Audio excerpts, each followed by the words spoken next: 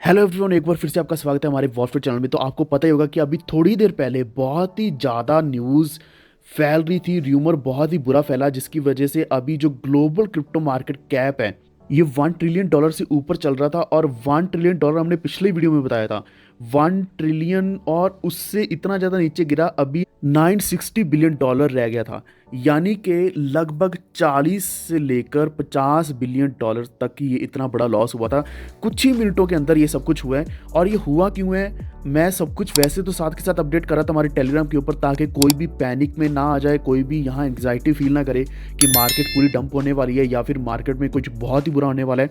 और मार्केट में अभी जो BTC का प्राइस नीचे गिरा है, मार्केट कैप नीचे गिरा है, वो अभी फिर से रिकवर होना भी शुरू हो चुका है। और ये चीज़ मैं ऑलरेडी साथ के साथ बता रहा था हमारे टेलीग्राम के ऊपर।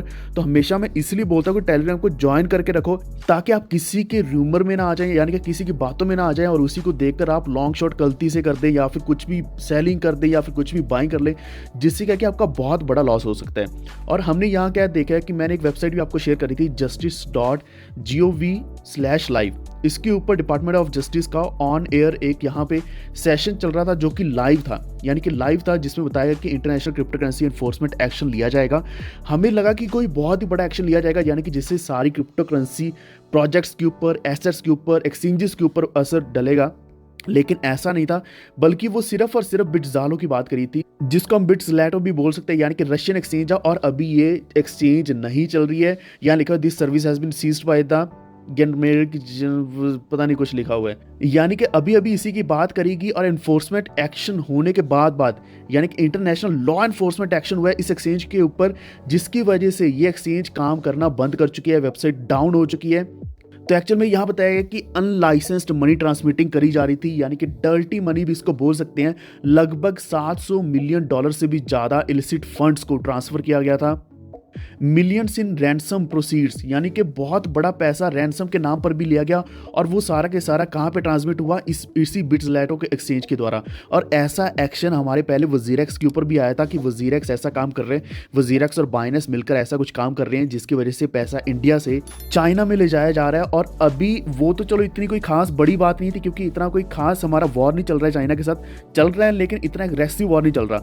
लेकिन अभी जो रशिया का और इसी के साथ यूक्रेन का वॉर चल रहा है, तो वो एक्चुअल में रशिया की जो दुश्मनी है वो US के साथ है, जिसकी वजह से वो यूक्रेन के साथ अभी वॉर चल रहा है।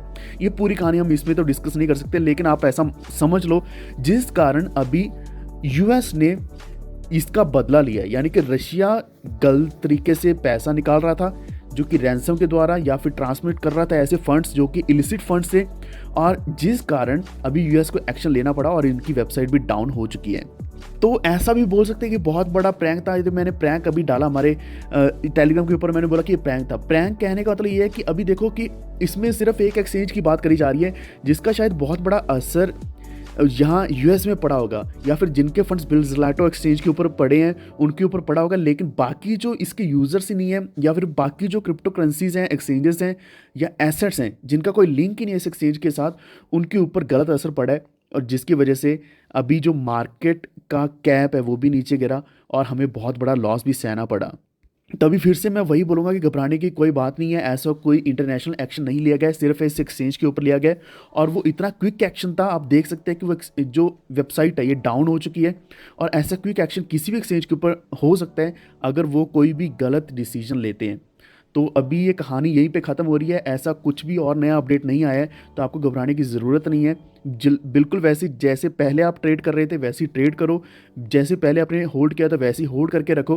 तो US कोई बैन नहीं करने वाला क्रिप्टो करेंसीज को, सिर्फ इंडिया का ही यहाँ जो गवर्नर है RBI, वो ऐसी गलत सी बातें करते हैं। समझ नहीं आता ऐसी बातें क्यों करते हैं, बार बार साल में कई बार बैन की बातें करते हैं, जब बजट आने वाला होता है तब ऐसी बातें करते हैं।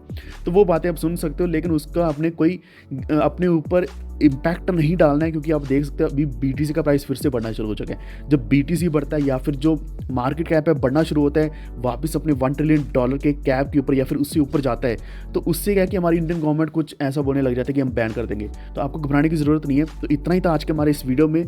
और हाँ, ऐसी अपडेट्स अगर आपको साथ साथ चाहिए तो आप हमारे टेलीग्राम को ज्वाइन कर लीजिए, वॉरफीड ऑफिशियल, या फिर हमारे यूट्यूब को सब्सक्राइब कर लीजिए वॉरफीड को, ताकि आप तक सारे वीडियो इसी तरीके से सबसे पहले पहुँचते रहें। Stay tuned, stay safe, stay healthy. Thank you so much.